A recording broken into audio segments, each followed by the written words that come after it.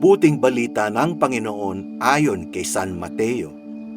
Noong panahong iyon, nang nakita ni Jesus ang napakaraming tao, nahabag siya sa kanila sapagkat sila'y lito at lupaypay, parang mga tupang walang pastol.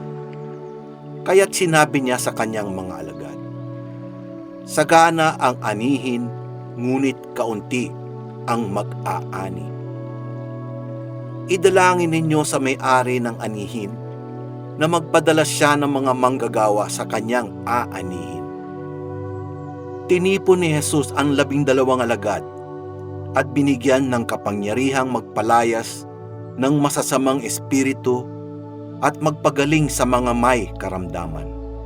Ito ang pangalan ng 12 apostol: si Simon na tinatawag na Pedro at si Andres na kanyang kapatid, sina Santiago at Juan na mga anak ni Zebedeo, sina Felipe at Bartolome, si Tomas at si Mateo na publikano, si Santiago na anak ni Alfeo at si Tadeo, si Simong Makabayan at si Judas Iscariote ang nagkanulo kay Jesus. Ang 12 ito'y sinugo ni Jesus at kanyang pinagbilinan, "Huwag kayong pupunta sa lugar ng mga hentil o sa alinmang bayan ng mga Samaritano. Sa halip ay hanapin ninyo ang mga nawawalang tupa ng sambahayanan ng Israel.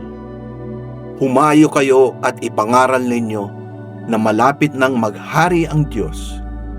Pagalingin ninyo ang mga may sakit at buhayin ang mga patay.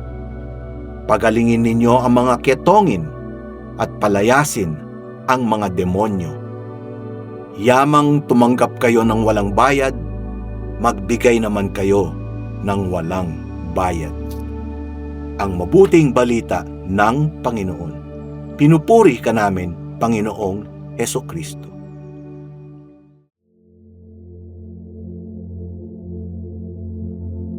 Tinawag ni Jesus ang 12 alagad sa kani-kanilang mga pangalan.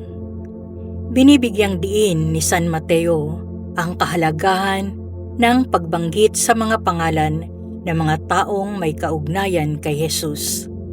Ano nga ba ang pagpapakahulugan sa likod ng ating mga pangalan? Sa totoo lang, maraming aral ang nakatago sa likod ng ating mga pangalan. Ito ay simpulo ng pagiging mahalaga. Sa pangalan natin tayo unang nakikilala. Bininyagan tayo sa pangalang ibinigay sa atin ng ating mga magulang. Ito rin ang inalalagay sa ating passport, valid IDs at mahalagang dokumento. Sabi nga nila, "Our name represents our identity. Tigers die and leave their skins. People die and leave their names." Sa pangalan, nakakabit ang iba't ibang kwento ng buhay at larawan ng ating pagkatao. May kwento ng mga tagumpay at kabiguan, lakas at kahinaan, maging ang angkang ating kinabibilangan o kaya naman ang ating katayuan sa buhay at lipunan. Sa madaling salita, tinawag tayo ng Diyos mula sa iba't ibang antas ng buhay at karanasan. Mga ordinaryong tao din tayo na nakakaunawa sa kahulugan ng lakas at kahinaan.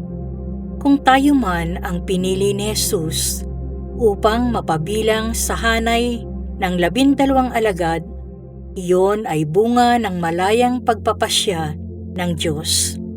Marahil ay nakita ni Jesus sa ating mga puso ang puwang na nakalaan para sa Diyos.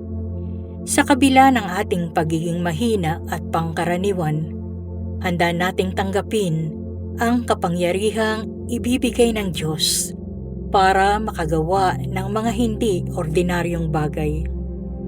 Sa ating pangalan, nakaugnay ang ating pagiging mga anak ng Diyos. Maaaring tumawag ang Diyos mula sa hanay ng mga taong ordinaryo at simple upang makagawa ng mga bagay na kahanga-hanga. May mga pagkakataong ginagamit ng Diyos ang mga itinuturing na maliliit at mahihina upang ibagsak ang malalakas at mga makapangyarihan.